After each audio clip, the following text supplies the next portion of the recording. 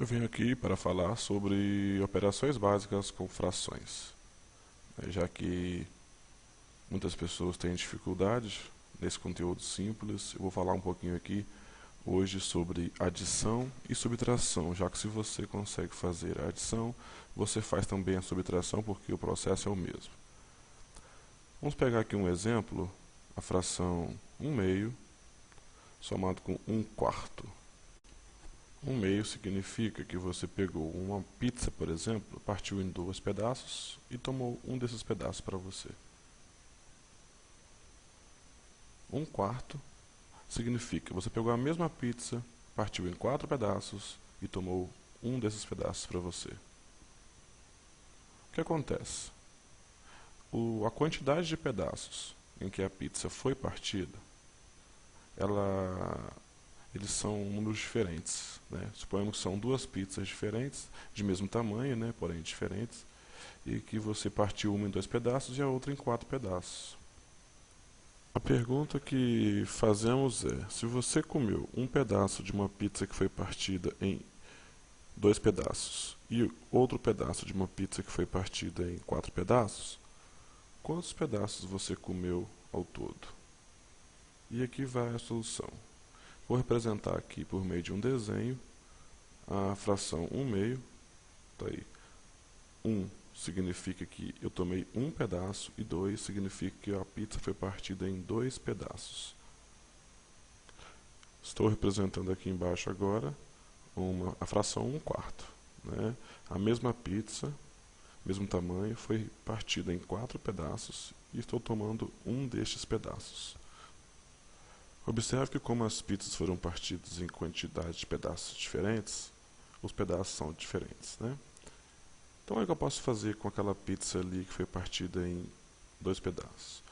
Posso partir a mesma pizza em 4 pedaços, né? E ao invés de tomar um desses pedaços, eu vou tomar 2, o que é equivalente a falar que eu parti a pizza em 2 pedaços e tomei apenas um pedaço. Tá aí. Eu consigo então, com a pizza que foi partida em 2 pedaços e tomei um, eu consigo fazer 4 pedaços e tomar 2. O que é equivalente a escrever a fração 2/4. Então a fração 1/2 ela é equivalente à fração 2/4. Então agora, ao somar 1/2 mais 1/4, como 1/2 é igual a 2/4, eu posso simplesmente realizar a operação 2/4 mais 1/4. Porque neste momento as 2 pizzas foram partidas em 4 pedaços cada. Eu tomei 2 pedaços de um pedaço da outra, um total de 3 pedaços em 4 pedaços. Vejamos aqui outro exemplo, 1/3 mais 1/2. Ok? Vou fazer aqui o mesmo procedimento, né?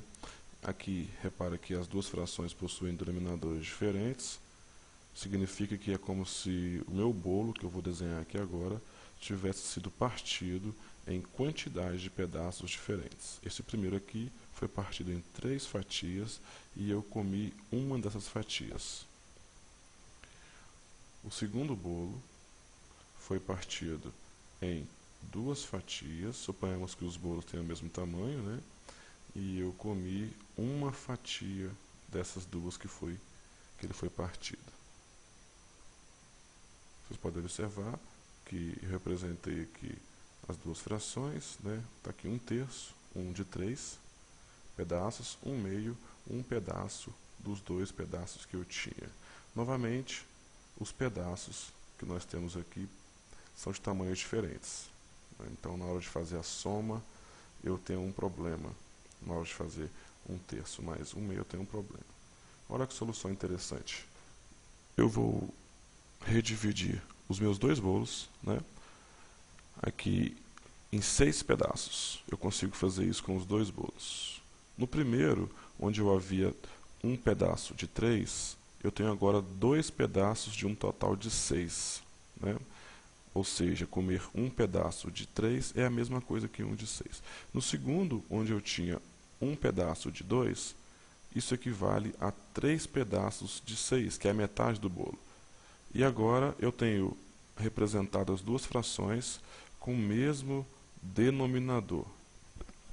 Então agora eu posso falar que eu comi 2 pedaços de um bolo e 3 pedaços do outro, né? Um total de 5 pedaços de bolo que foram partidos em 6 pedaços. Vejamos aqui outro exemplo. 3/8 mais 5/6. Ok? Repare, se eu for ficar desenhando toda hora bolo, pizza para representar essas frações, vai chegar uma hora que eu vou ter que desenhar bolo e pizza com muitos pedaços, como aqui, por exemplo, né? 3/8 e 5/6. Não é tão simples desenhar assim. Então, nós temos que tentar escrever a fração 3/8 e a fração 5/6, nós temos que buscar para elas frações equivalentes, para as duas frações equivalentes com o mesmo denominador. Frações equivalentes são frações que, quando eu executo a divisão, eu tenho o mesmo resultado, né? Então, eu tenho que buscar uma fração equivalente para 3/8 e uma para 5/6. Para isso, eu vou escrever aqui os múltiplos de 8, né, porque eu sei que essas duas frações terão que ter o mesmo denominador. Eu vou escrever aqui quem são os múltiplos de 8, né, alguns deles, vou parar aqui no 32, e vou escrever também os múltiplos de 6, ok? Aqui 6, 12, 18, 24 e por aí vai, né? A próxima aqui seria 30 e por aí vai. Desses dois conjuntos, eu vou pegar o menor número que se repete nos dois, é o 24. O 24 ele é o mínimo múltiplo comum, né, o famoso MMC, entre 8 e 6. O que significa isso? Que eu consigo escrever frações equivalentes a 3/8 e 5/6, respectivamente, usando o denominador 24. Eu vou escrever aqui o 24, então. Agora eu faço a seguinte pergunta. Qual que é o número que eu multiplico por 8 que dá 24? É o 3, né? Então, eu multipliquei o 8 por 3 para dar 24 na fração, eu vou ter que multiplicar em cima também o 3. 3 vezes 3, 9. Qual é o número que eu multiplico por 6 que dá 24? É o 4, ok? Então, o 4 foi multiplicado embaixo, multiplico também o 4 em cima, para eu ter uma fração equivalente. Está aí. Agora que eu tenho o mesmo denominador nos dois, eu posso somar os numeradores, 9 mais 20, 29. 29 e 24 avos. Vou resolver aqui agora um exemplo com subtração, né? 5/6 menos 1/2. Vou utilizar aqui uma regrinha para a gente poder ganhar tempo, que diz o seguinte. Eu tenho que o 6, né, é múltiplo do 2. Então, eu já sei que o mínimo múltiplo comum entre 2 e 6 é o 6. O 6, então, ele será o denominador das frações equivalentes a 5/6 e 1/2. Obviamente, o número que eu multiplico por 6 para dar 6 é 1. Então, eu vou multiplicar esse número em cima no 5. 5 vezes 1, 5. O número que eu multiplico no 2 para dar 6 é o 3. Então, 3 vezes 1, 3. Denominadores iguais, então agora eu posso fazer a operação, né? 5 menos 3, 2. Repito o denominador, 2/6, que eu posso simplificar por 2 aqui, e eu tenho a fração 1/3, que é a fração irredutível. Farei aqui outro exemplo, né? O último exemplo, 3/4 mais 5/7. Ok, 4 e 7 são números primos entre si. Qual que é o significado de ser primo entre si?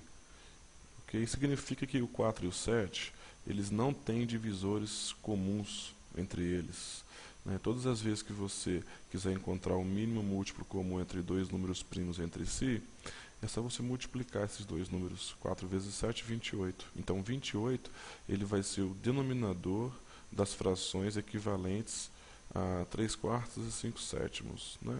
O número que eu multiplico por 4 para dar 28 é o 7. 7 vezes 3, 21. Quem eu multiplico por 7 para dar 28 é o 4. 4 vezes 5, 20. Mesmo denominadores, eu posso repetir o denominador e somar os numeradores. 21 mais 20, 41. 41, 28 avos. Bom, espero que vocês tenham gostado. Qualquer dúvida ou comentário, escreva por aí que eu tento tirar com vocês. Ok? Um abraço.